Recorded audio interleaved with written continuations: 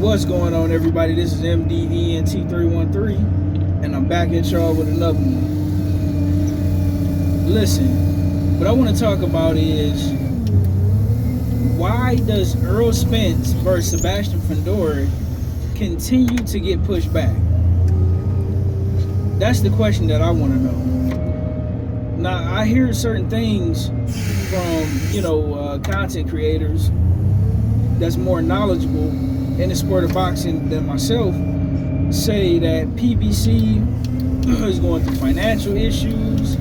I'm hearing that PBC, that Al Heyman is sick currently. I don't know to what extent, but that he's not doing too well in his health. I'm hearing that PBC and Amazon, I guess the deal that they had. Let me put it like this. I won't say that. I guess Showtime got out the business abruptly, which caught PBC by surprise, and maybe they rushed into that Amazon deal, and maybe that deal is not going the way that PBC envisioned it going or hoped that it would go, right? Now, the last rumor that I've heard was Errol Spence. Well, we know that he haven't hired another coach, but Errol Spence was still having lingering effects on his eye. Listen, now how true this stuff is, I don't know. I want to more so believe I'm of the belief that something is going on at PBC. I don't know whether it's Al Heyman sick or something that got something to do with the deal with Amazon, or maybe PBC really is running out of money. But point being is, unfortunately, us as boxing fans, and unfortunately the fighters themselves at PBC are suffering their activity level. If you look at Errol Spence, by the time he fight, because I think they pushed the fight back to March, so it went from January to March.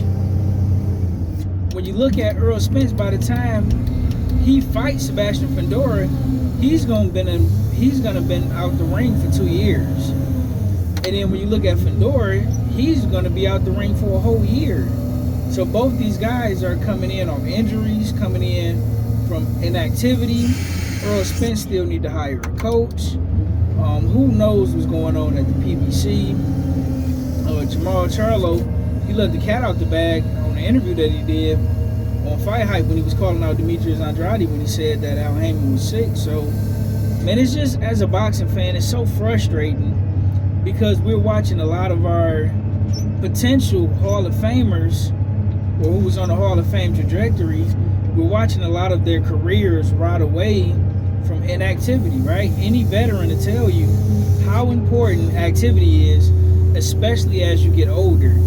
When your reflexes is not quite the same, you have a much harder time cutting the weight. It takes you a lot longer to get warmed up for these fights. So as you get older, you need to be more active as opposed to less active. And I believe that's what's attributing to a lot of these fights that's supposed to be these big blockbuster fights by the time they finally get made.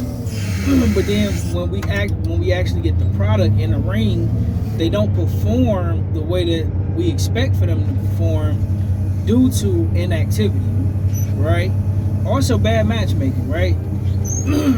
In order to grow a fighter, first, you put them in there with their strengths, and you get them used to, fighting, the war of attrition. 6-rounder, 8-rounder, 10-rounder, 12-rounder, contenders, prospects, contenders, champions, so on and so forth. But also, you got to get them fighting guys that, when they have weaknesses, certain weaknesses, instead of matchmaking them away from their weaknesses, you also have to blend in matchmaking them against guys who, that's their Achilles heel, if you will. And that's how you properly build a fighter.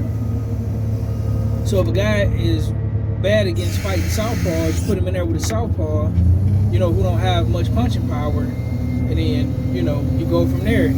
He do good, you keep doing that, and slowly working him up to southpaws with power, and you got a guy who's more of a come forward fighter, and his Achilles heel is boxers who slick, quick reflexes that can get on their toes and move.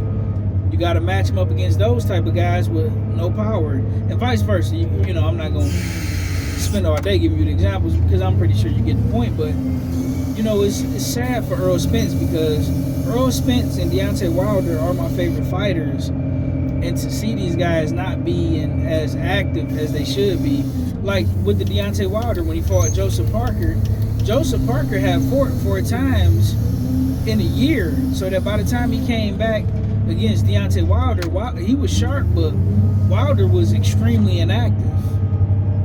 Now, that wasn't the case when he fought Zhilei Zhang, but you get the gist of it. You know, the more active these fighters are, the better they perform. Look at Daniel Dubois, and look how his career has bounced back, but they're keeping Daniel Dubois active as well. So that most certainly help out. Man, I hope we really get the fight with Errol Spence and Sebastian Fundora. I believe that's going to be a hot ticket.